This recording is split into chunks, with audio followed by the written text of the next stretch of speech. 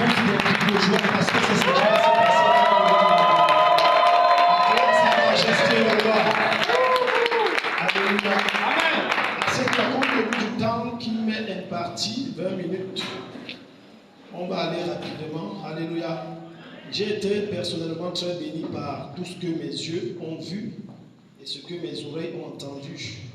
Je tiens à bénir le nom du Seigneur ici pour mon frère Ngoumi, qui a véritablement voulu me faire confiance ce soir. Que Dieu te bénisse. Alléluia.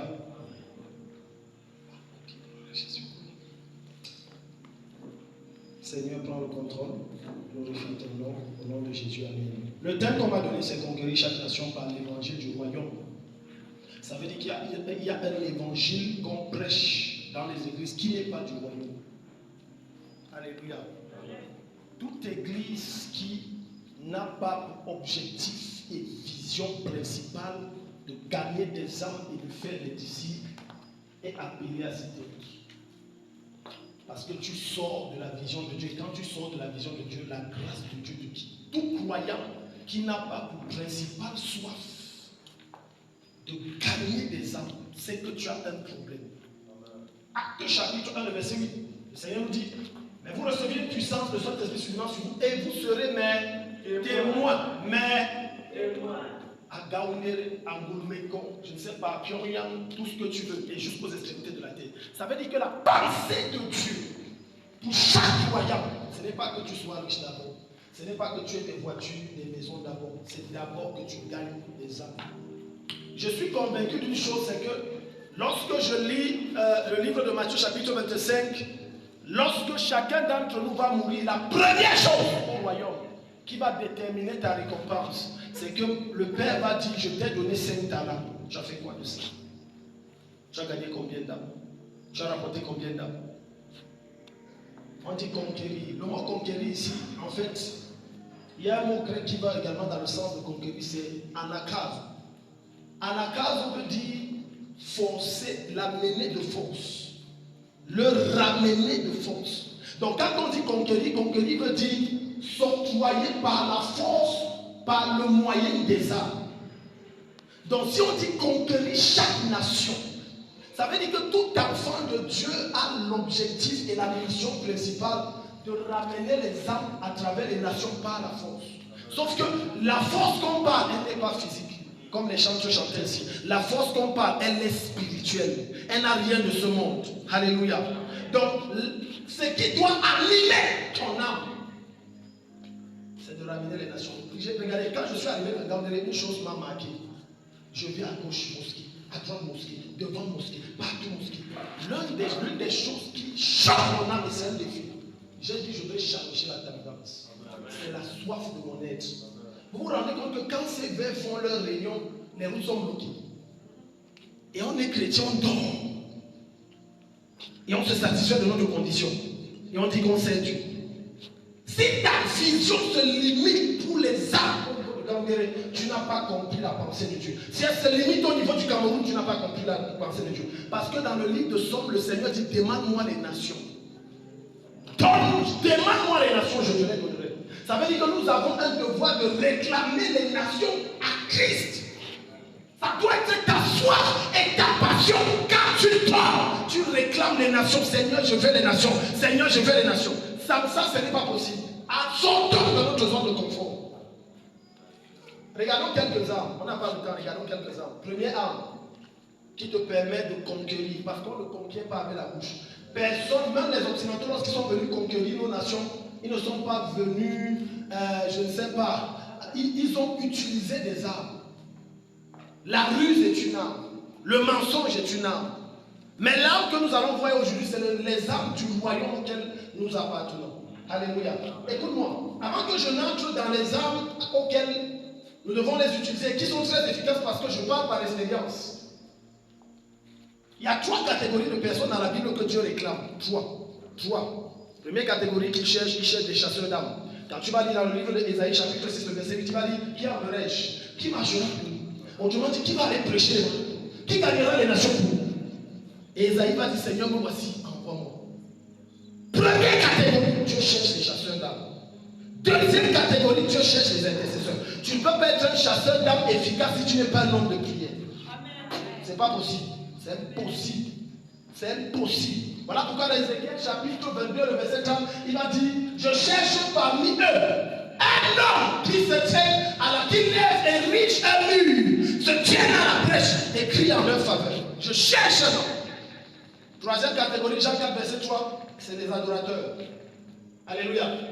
Voilà les trois catégories de personnes. Mais ce soir, nous sommes ici pour les chasseurs d'âmes. Amen. Première âme qui est indispensable, prêche l'évangile. Prêche l'évangile. Première âme, prêche l'évangile. Peu importe ce que tu fais. Écoute, Paul va aller jusqu'à nous dire dans 1 Corinthiens, je crois, le chapitre 2, comme ça, il va dire, attends et à contre-temps, parle de Jésus. Parce que écoute, certains d'entre nous seront jugés sévèrement pour la simple raison que Dieu les a donné l'opportunité de gagner une âme qui devait mourir dans 1 heure de temps. Mais il n'a pas prêché. Quelqu'un ici. Et ça va être retiré sur ta couronne. Parce que quiconque est à côté de nous est une âme qu'on doit gagner. J'aime beaucoup l'histoire de Smith Wigglesworth, un grand général de Dieu au 19e siècle. Il s'était donné le défi qu'une journée ne passe pas sans que je n'ai parlé de Jésus à quelqu'un. Il avait une soif et une passion. Ce monsieur n'a pas fréquenté.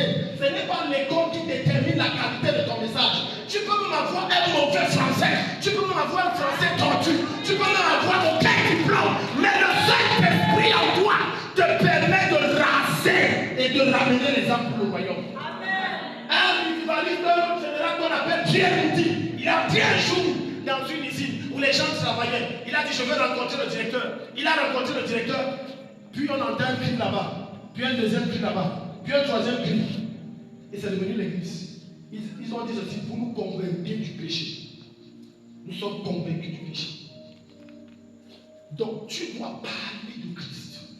Écoute, je vais aller plus loin. Je n'ai pas le temps, puis on va passer à la deuxième année. Le Seigneur nous dit dans Acte 1:8, mais vous recevez puissance. Ça veut dire que le Saint-Esprit en toi n'est pas venu en vacances. Il a une mission. Et la mission principale, c'est de faire de toi un témoin.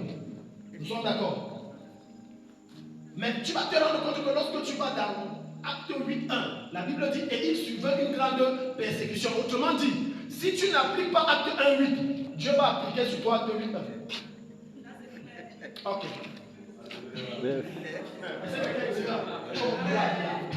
Écoute, beaucoup d'entre vous ont des activités bloquées et des choses bloquées parce que tu ne fais pas ce que Dieu te demande de faire. Tu ne fais pas. La plupart du temps, écoutez très bien ce que je veux vous dire par l'esprit ce soir. Écoute.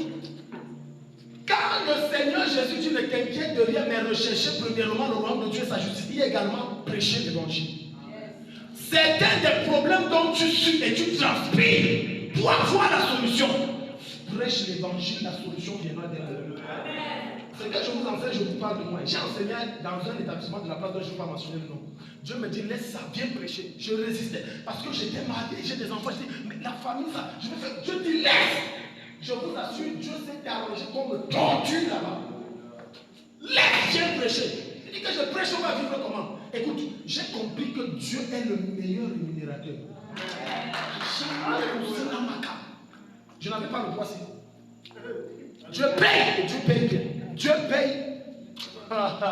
Dieu paye bien. Je dis qu'il n'y a pas meilleur rémunérateur que celui-ci. Il paye bien. Voilà pourquoi il dit que l'ouvrier mérite son salaire. Quand tu prêches, oublie tes problèmes. Prêche. J'ai l'habitude de dire à mon église, je leur dis ceci. Toi, tu es là, tu cherches oh Dieu, je veux le mari. Est-ce que tu ne sais pas que ton mari est dehors? Il n'a pas tout. Et ce n'est pas toi qui donnera sa vie à Jésus. Amen. Tu es calme. Tu es calme. Certains d'entre vous, si vous connaissez l'église qu'on appelle à Yaoundé, la chapelle de la gloire de Christ, vous ne connaissez pas l'histoire, vous allez baroquer. Où sa femme est pasteur, c'est sa femme qui l'a amené à Christ. C'est sa femme qui est sa mère spirituelle. C'est sa femme qui l'a arraché tout le monde.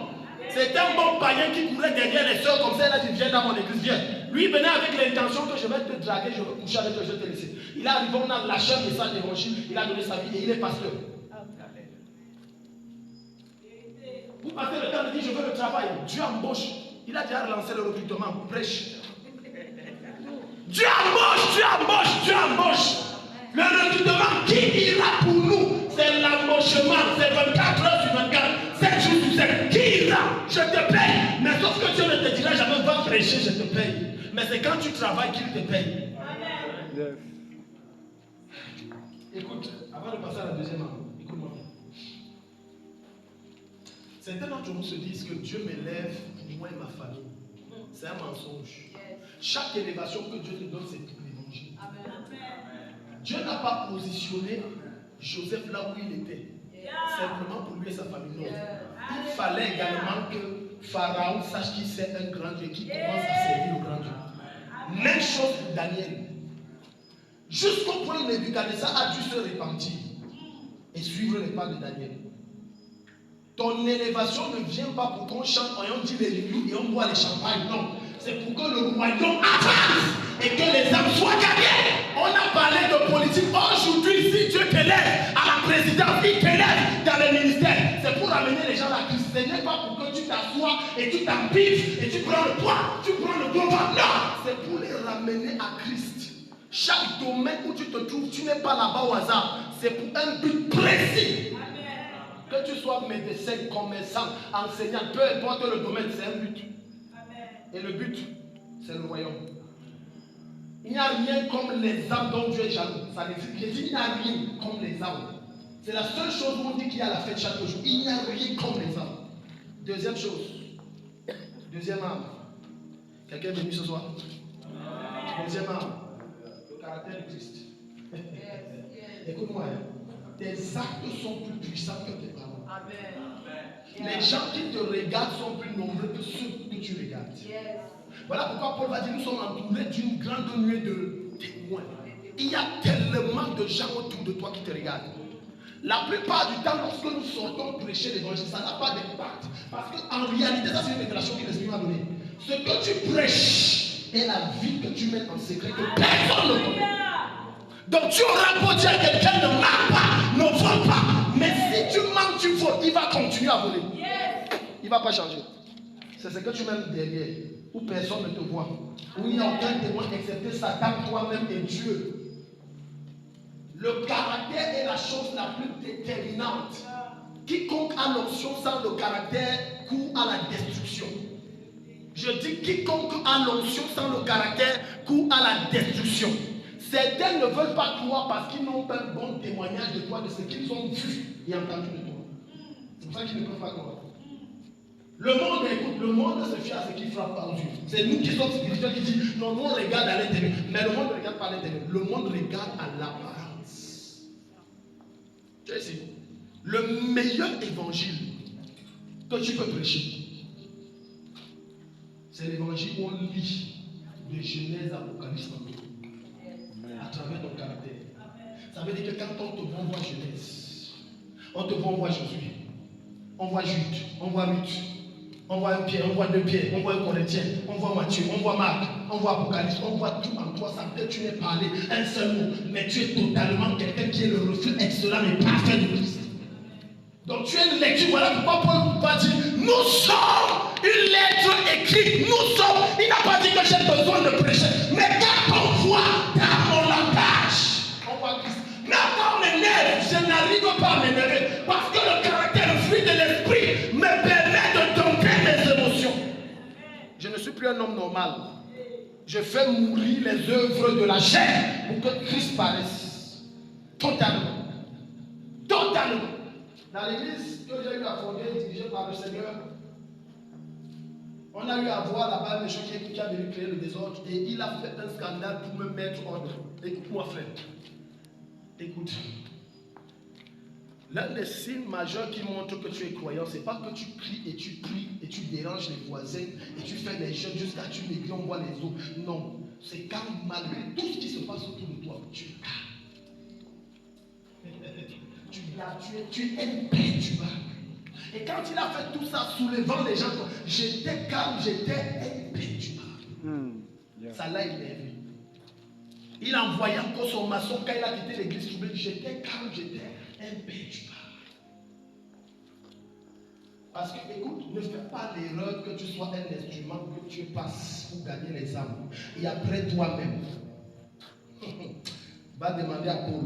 dans 1 Corinthiens 9, verset 27, il va te dire, je traite mon corps si durement que je le tiens assujetti, afin de ne pas être moi-même rejeté après avoir prêché aux autres. Ce qui fait de toi un enfant de Dieu n'est pas ce que tu dis, mais la parole que tu appliques. Quelqu'un ici? Tu es ici? Caractère. Donc quand tu vas aller voir Paul dans Colossiens 3, le verset 3, il va te dire, faites donc mourir en vous les œuvres de la chair. Faites donc mourir, ça doit mourir. Ça veut dire, Galates 2:20, si je vis, ce n'est plus moi, c'est Christ. Je suis étonné de voir des personnes qui se disent missionnaires de Jésus, mais il va dire, je ne donne pas ma fille à un bout. Pourtant, j'ai vu un extraordinaire brassage culturel ici. Alors que le même Paul nous dit, en Christ, il n'y a plus de baya, il n'y a plus de bamileke, il n'y a plus de ceci, il n'y a plus rien de ça. Mais quelqu'un est en Christ, mais on ne voit pas le caractère de Christ. Il a encore dans ses traditions, il a encore dans ses cultures, dans la tête, il a encore ses limites qu'il refuse de briser. L'évangile ne va pas avancer. Ce n'est pas au hasard que Dieu t'a envoyé dans une famille qui n'est pas de ton village, c'est pour gagner cette famille à Christ. Quelqu'un ici? Donc quand tu vas demander à Paul dans Galates 5, le verset, à partir du 17, les œuvres de la chair sont l'impudicité, etc. Il va tout citer toutes ces choses qui ne l'ont pas dû. Toutes ces choses. Troisièmement, la prière. La prière. Dieu m'a fait la grâce d'expérimenter quelque chose. Écoute, la prière est violente, elle est brutale, elle est terrible, elle est extraordinaire. La prière te permet de révéler Dieu. La prière te permet de porter Dieu. La prière te permet d'exprimer Dieu. La prière te permet de convaincre les gens à te suivre et à suivre Jésus que tu sais, sans que tu n'aies ouvert la bouche. Je te parle par expérience. J'ai découvert que par la prière, tu peux évangéliser sans sortir.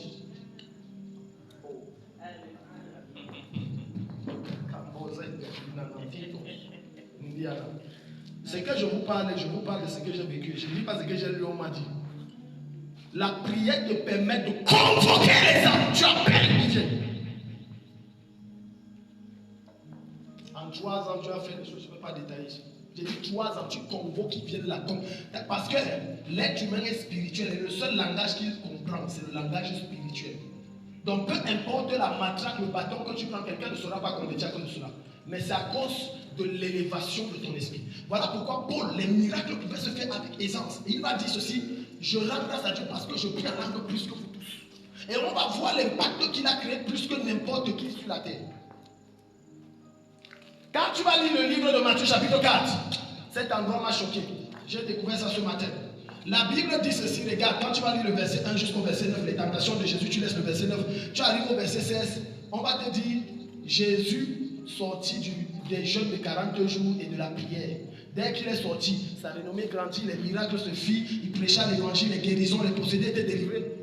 Mais plus important encore, lorsque Jésus est sorti, un mystère s'est produit. Il est allé voir des personnes qui travaillaient. Écoute, Dieu est étrange. Il a dit, mamie, tu es comptable, laisse, suis-moi. Et elle a laissé la suite. C'est normal. Les gens s'ils ne comprennent pas ce que je suis en train de dire. Les gens s'ils ne comprennent pas ce que c'est normal. C'est normal. C'est qui nourrit ta famille. C'est normal. Si tu es missionnaire normal, c'est que tu n'es pas de Dieu. Quelqu'un sort de la montée, il laisse ton travail sur. Et quelqu'un comme le mouton. Allons-y, allons-y. Sa femme dit, hey, tu ne laisses pas manger. Il dit que non. Le type a dit, allons. C'est la prière qui a fait ça. On a commencé l'église, les gens se sont moqués de nous, on était une petite cellule, était serrée, ça s'agrandissait. On faisait l'église dans le séco. Séco, toi dans le séco. Nuancé. Moi, j'ai dit à ma femme que les gens ici, ils viennent même faire quoi? Ils ne voient pas le séco, non, ils ne peuvent pas voir. Parce que tu les as déjà envoûtés avec la prière. La prière est un moyen d'envoûtement. Voilà pourquoi Pierre, André, Philippe pouvaient les suivre seulement comme ça. Ils comprennent bien. Les yeux de ces gars se sont faits quand Jésus est mort. L'envoûtement est fini. Je faisais quoi ici? Il faut que je rentre trouver mon travail. Je faisais quoi ici? Quand tu pries, la foule te suit. Tu gagnes les âmes facilement. Tu les ramènes du royaume des ténèbres pour le royaume de Dieu aisément. Quand tu es un homme de prière.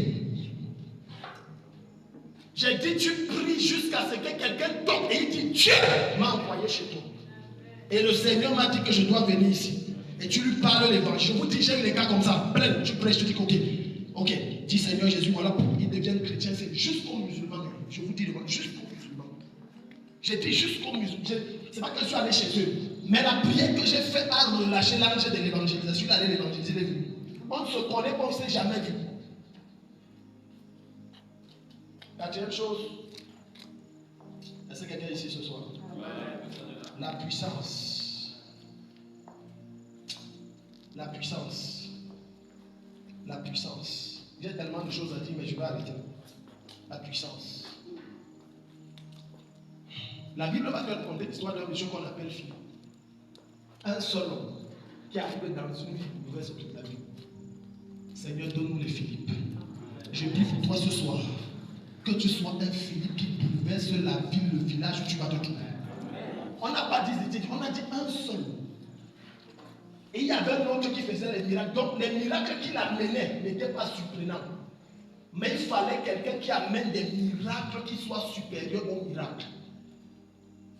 Philippe, le genre de miracle que Philippe faisait, dépassait la sorcellerie de Simon, le magicien.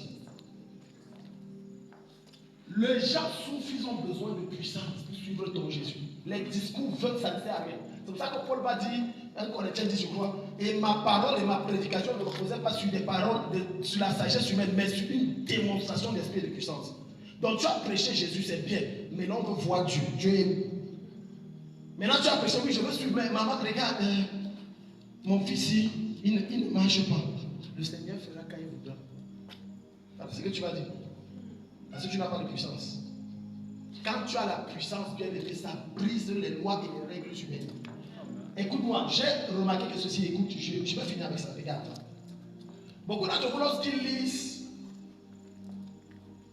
la Bible de 1 roi, chapitre 17, chapitre 18, chapitre 19, on va te parler d'un monsieur qu'on appelle Élie le Tishbite. Lui, il apparaît seulement, on ne sait pas qui c'est. Et puis ce monsieur va donner un défi au prophète de Baal. Et il va dire quelque chose. Le Dieu qui va répondre par le feu, c'est lui le vrai Dieu. Mais en réalité, ces prophètes de Baal étaient des puissants sorciers. Parce que leurs incantations marchaient. Ça, je vous dis, allez faire les recherches, ça marchait. Quand ils invoquaient, ça descend. Quand ils prononçaient les incantations, ça venait. Mais ce jour, quand la grande puissance est venue, la petite puissance est postée. Et c'est la même chose qui s'est passée avec Philippe. Quand Philippe est arrivé en Samarie, Simon était obligé de le suivre. Parce que son onction avait tardi. Quand tu portes Dieu, le Dieu brute dans la manifestation de l'onction. Le Dieu brute dans les miracles. Le prophétique est authentique. Bien aimé, quel que soit le sorcier qui est là, sa magie ne fonctionne plus. Amen. Parce que ce qui est en toi est tellement plus fort que ça éteint ce qui est en lui. Soupire après l'onction. Tu as déjà cette onction, mais tu dois le travailler. Soupire, soupire, soupire. Il a dit, Luc chapitre 10, le verset 19, le Seigneur Jésus nous dira là-bas que vous marcherez sur les serpents, les scorpions, vous parlerez d'autres langues. Dans Matthieu, Marc 16, il va dire voilà les miracles qui accompagneront ceux qui auront cru. Ça veut dire que tu es censé produire les miracles. Ce n'est pas une affaire de pasteur, c'est une affaire d'enfant de Dieu. Tu es censé produire des miracles. J'ai aimé le témoignage de cette maman. On vient la voir et on dit elle n'arrive pas à coucher. C'est ça, tangible. Et de cette façon, les gens vont commencer petit à petit à laisser les marabouts venir chez toi. Et ça serait une plateforme pour prêcher. C'est ce que je fais. Et je bénis Dieu parce que j'aime Dieu. Dieu fait que les gris, les machins ne fonctionnent pas. Et il te canalise que venez ici. Maintenant tu parles de Jésus. Ok, j'ai compris ton problème. Ok, voici ce que la Bible dit au sujet de Jésus. Maintenant tu as ramené l'amour au Seigneur. Alléluia. Cinquième chose. Et on a fini là. Les investissements financiers. On ne respecte pas l'église au 21e siècle parce qu'on n'a rien de concret. On n'a personne à un grand poste influent. C'est pour ça que j'ai aimé les ateliers ici. Pense grand, rêve grand, souhaite la grandeur et Dieu va t'aider. Ne reste pas, ne te contente pas que non, j'ai ma petite famille, c'est non. Dieu ne t'a pas appelé à des petites choses. Voilà pourquoi dans son dit, je souhaite que tu sois puissant, que tu deviennes puissant. Mets-toi debout, acclamons le Seigneur de son nom.